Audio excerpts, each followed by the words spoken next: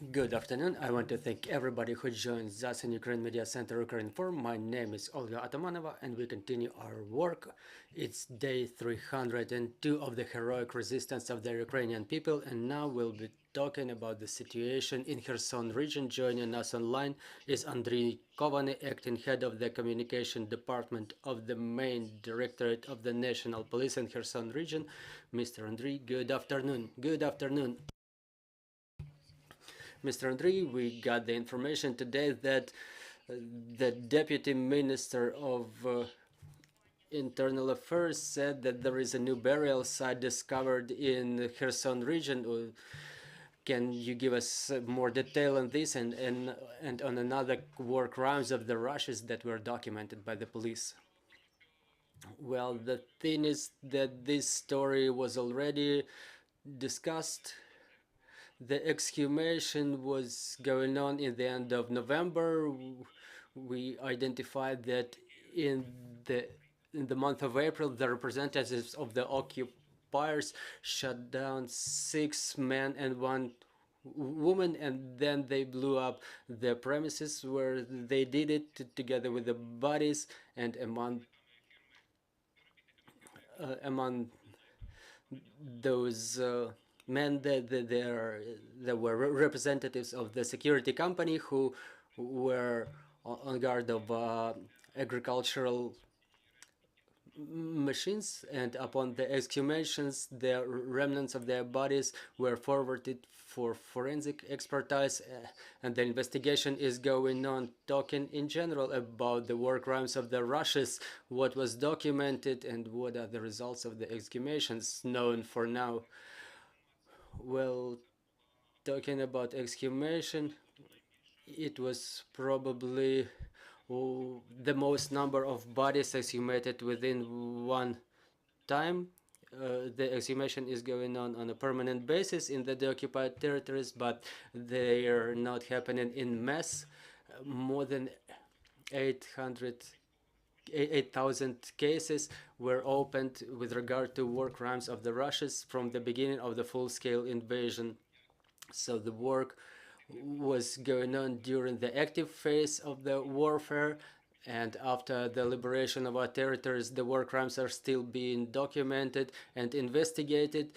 In the special joint investigation teams are working in the deoccupied territories. Such teams include forensic specialists, policemen, the representatives of the prosecutor's office, the representatives of the security service of Ukraine. So we all together would document those war crimes for their objective investigation and identification of the persons guilty of those crimes and bringing them to liability.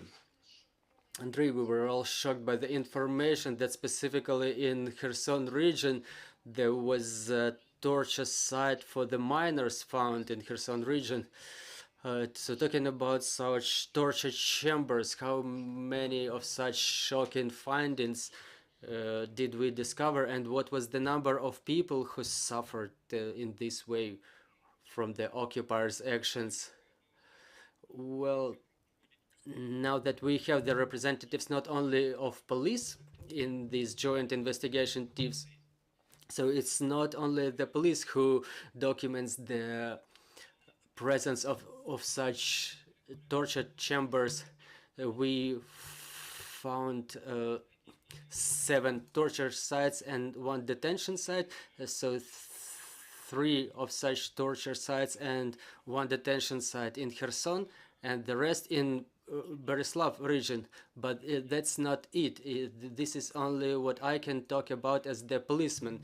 But talking about Kherson in general, the biggest torture chamber was the temporary detention site that we have 300 confirmed cases of the people who were detained there.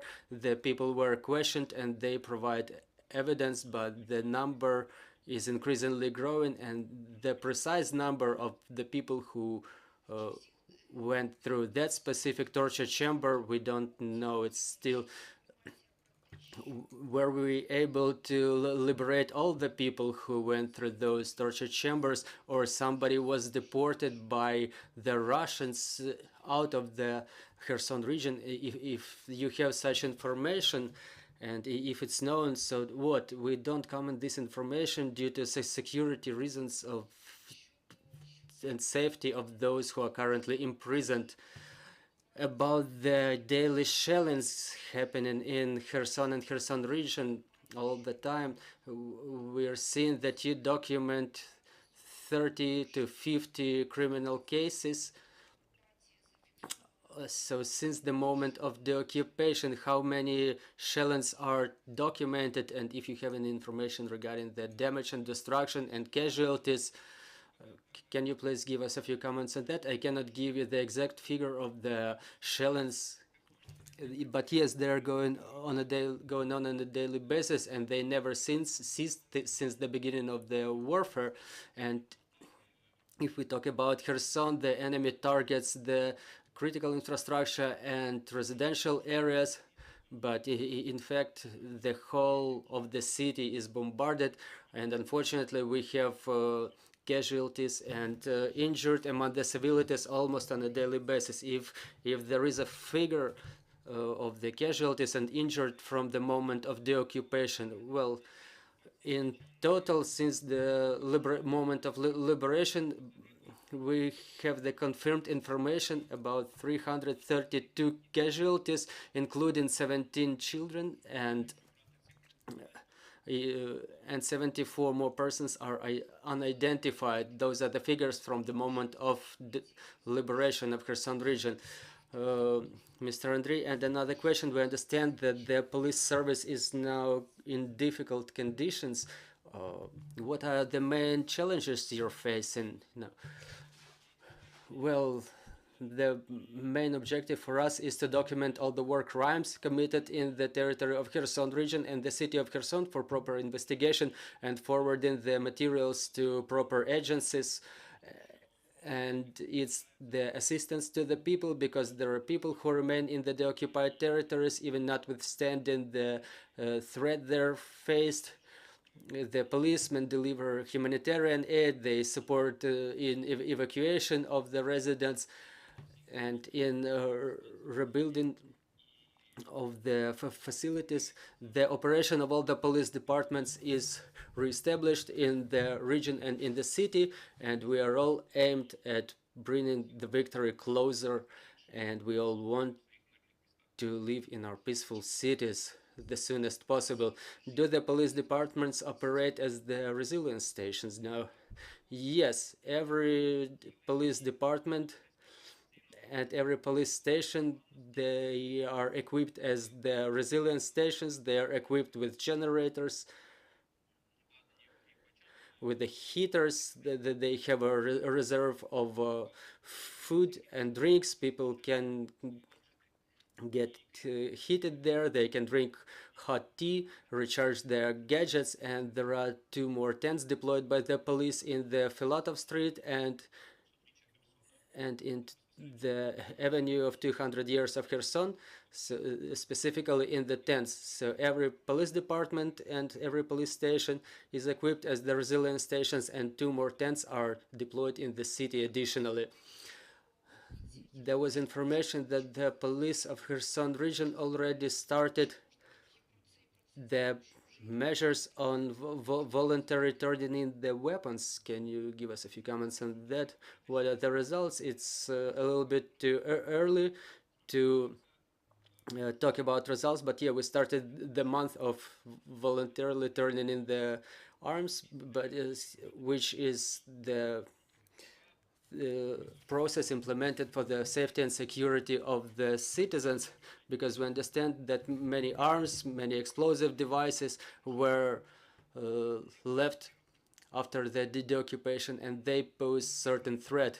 So we call all the citizens, please disclose this information to us. Don't retain it as a souvenir for yourself, because it may pose threat both to you and those around you. Please turn in the weapons, turn in the explosive devices, some hazardous materials. Make uh, stay safe and secure, and don't forget about the criminal liability. The Article 336 of the Criminal Code of Ukraine, it contemplates the liability for illegal preservation of arms and explosive devices. So we're reading about the measures with regard to the collaboration is for those who cooperated with the occupational authorities. Can you give us a few comments on this process?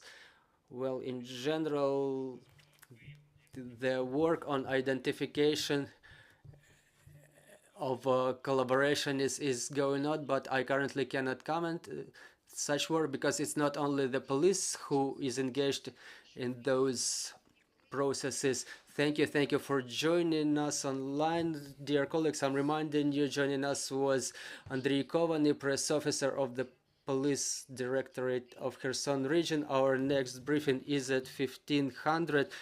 We have a panel discussion about the Ukraine information front, lessons, conclusions, and victories. So trust in our armed forces, work together for our victory, and glory to Ukraine.